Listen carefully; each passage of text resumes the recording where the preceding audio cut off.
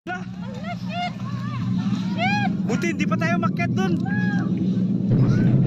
Meron pa, meron pa.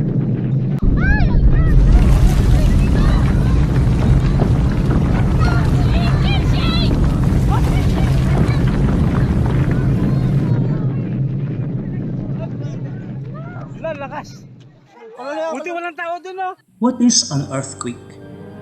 An earthquake is a weak to violent shaking of the ground produced by the sudden movement of rock materials below the Earth's surface. What are the types of earthquake?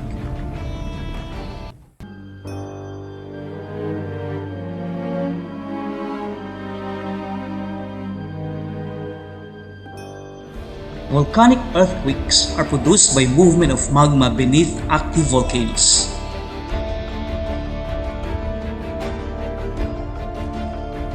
While tectonic earthquakes are produced by sudden movement along faults and plate boundaries. Where does an earthquake originate? Focus is the point inside the earth where the earthquake started, sometimes called the hypocenter. Epicenter is the point on the surface of the earth directly above the focus.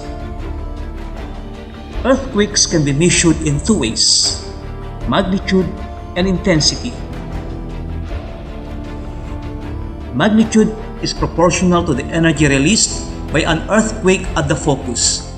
It is calculated from earthquakes recorded by an instrument called seismograph. It is represented by Arabic numbers 4, 8, or 9. While intensity is the strength of an earthquake as perceived and felt by people in a certain locality.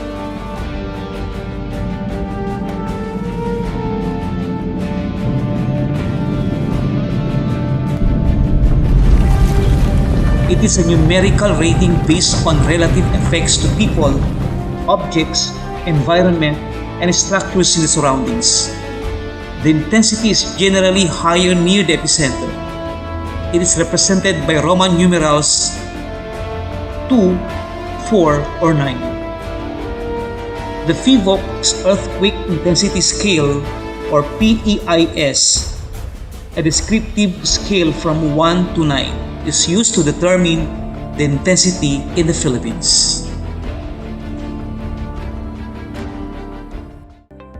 If this is your first time watching my videos, make sure you hit the subscriber button. Thank you for watching!